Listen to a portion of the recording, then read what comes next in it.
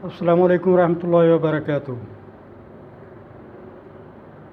My respectable listeners and viewers, सामाइन नाज़रीन इकराम, उम्मीद करता हूँ आप सब लोग अल्लाह ताला की रहमत और अपने प्यारे महबूब हज़रत मोहम्मद मुस्तफ़ा सल्लल्लाहु अलैहि वसल्लम आखिरी नबी आखिर ज़मां हज़रत मोहम्मद मुस्तफ़ा सल्लल्लाहु अलैहि वसल्लम के सदके मैं दुआ करता हूँ अल्लाह ताला की ज़ात से कि अपनी रहमतों का नज़ूल फरमाए हम सब पे, हमारे माशरे, सोसाइटी, मुल्क पे, इस दुनिया पे, और हमारे गुनाहों से अफ़ू और दरगुज़र फरमाए। रिक्वेस्ट है अतिउल्लाह व अतिउ रसूल की।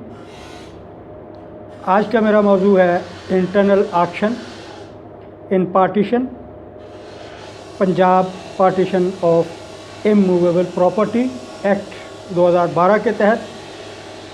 उसके साथ ही गुजारिश करता हूँ मेरे चैनल को सब्सक्राइब, व्यू और लाइक करें, मैक्सिमम लोगों तक शेयर करें ताकि कानूनी मालूमात की आगाही हो सके। तो नाज़रीन इकराम, Punjab partition of immovable property act 2012 section 10 के तहत इंटरनल ऑक्शन क्या होती है। In my views, internal auction mean कि जिस हिस्से की, मकान की, किते की, प्लाट की, जायदाद की, जिसके जायज़ वारसान हकदार हैं, अपने पेरेंट्स के बाद उनके पेरेंट्स दुनिया से रुखसत फरमा जाते हैं, तो फिर पार्टीशन यानी बंटवारे का सिलसिला चल निकलता है। इत्तेहाद में बरकत है, मगर बाज़ औक़ात ऐसे हालात हो जाते हैं कि वो नागज़ीर हो जाती है पार्टीशन उसकी, बंटवारे की। तो कानून कहता है कि आप इस आसान तरीके के साथ अपना अपना हिस्सा वसूल कर सकते हैं। वो आसान तरीका पार्टीशन का, बंटवारे का, Punjab partition immovable property act 2012 ने दफ़ा 10 के तहत हम पे वज़ा किया है कि अगर अदालत में सूट फॉर पार्टीशन है तो कोई सूरत हाल निकल नहीं रही, पेचीदगी हो गई है, तो कोर्ट जो है अपनी सवाबियत पे जब रेफरी को और मुद्दा और मुद्दा अलैन के बामी रजामंदी से रेफरी मुकर्रर करती है कि आप जाएं और जाके इसकी पार्टीशन और रकबा, एरिया, मकान का, महल वकूफ़ सारा ऑब्ज़र्व करें। तो उसमें अगर कोई सूरत हाल नहीं निकल पड़ती तो कोर्ट सारी तसल्ली करने के बाद इंटरनल ऑक्शन का ऑर्डर कर सकती है, और उसके लिए उसे दोनों पार्टियों यानी मुद्दा और मुद्दा अलैन की बाहमी रजामंदी इन रिटन स्टेटमेंट लेनी होती है। उसके बाद कोर्ट अगली हियरिंग पे वो डिसाइड करती है इंटरनल ऑक्शन। आइए नाज़रीन किराम, सामीन किराम, मैं आपको दफ़ा 10 पार्टीशन एक्ट के तहत उसकी लैंग्वेज बताता हूँ। पहले नंबर पे, if on the date fixed by the court for the purpose the co-sharer failed to submit written agreement about the partition of immovable property through appointment of a referee, or the referee is opinion that the property is not partialable, or the court finds that the proposal of referee is in contravention of any law। तो जब referee भी अपना observation, फ़ैसला, decision, suggestions court के सामने रखती है, तो कोर्ट देखती है कि, और रेफरी बताता है कि जी ये बंटवारे की कोई मुनासिब सूरत हाल नज़र नहीं आ रही, तो कोर्ट जो है वो देखेगी कि ये किसी और मुल्की कवानीन से मुतसादिम तो नहीं है। The court shall determine the reserve price of immovable property। अदालत जो है वो फिर उसका तयन करेगी प्राइस का, जो रिज़र्व प्राइस होती है, and direct sale the property through internal auction on the next date of hearing.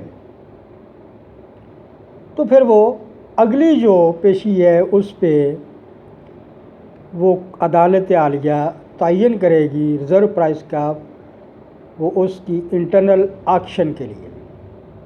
Number 2 दफ़ा 10 पार्टीशन प्रॉपर्टी एक्ट 2012 कहता है the court shall require the को owners to be present in person or through their authorised agents on the date of internal action.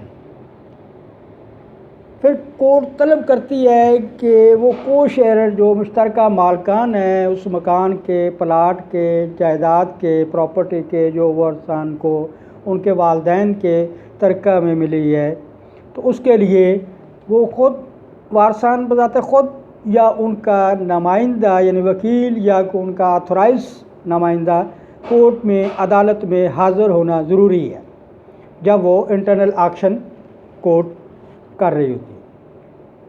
Number 3 the internal action shall be conduct in the court, अदालत में होगी वो, and the court shell maintain record of internal action.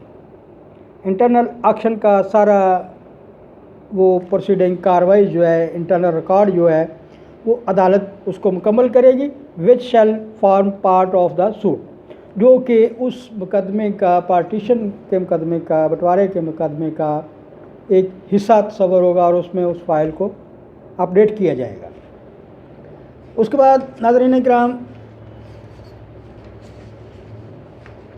ये बहुत अहम चीज़ें होती हैं ताकि इन फ्यूचर माशरे को, उस घर को, उस फैमिली को, उस सोसाइटी को परेशानियों से, इंतशार से महफूज रखा जा सके।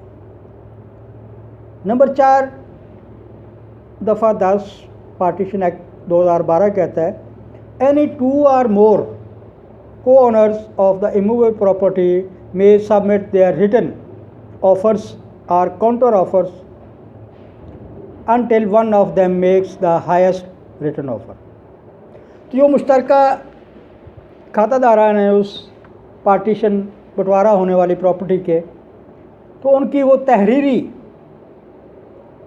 बयान, ऑफ़र जो है उसके बारे में, एक बंदा कहता है कि मैं इतने पैसे लगाता हूँ इस बोली में, दूसरा कहता है जी मैं इतनी देर करता हूँ, तीसरा उससे हाईएस्ट रेट वो ऑफ़र करता है। तो अदालत की ये for the sake of justice and in favour of the को ऑनर्स, जो डिफेंडेंट है बाकी, तो वो हाईएस्ट रेट को कंसिडर करें। Number 5 the court shall declare the highest bidder as auction purchaser in internal auction and direct the action purchaser to deposit the action price within 15 days.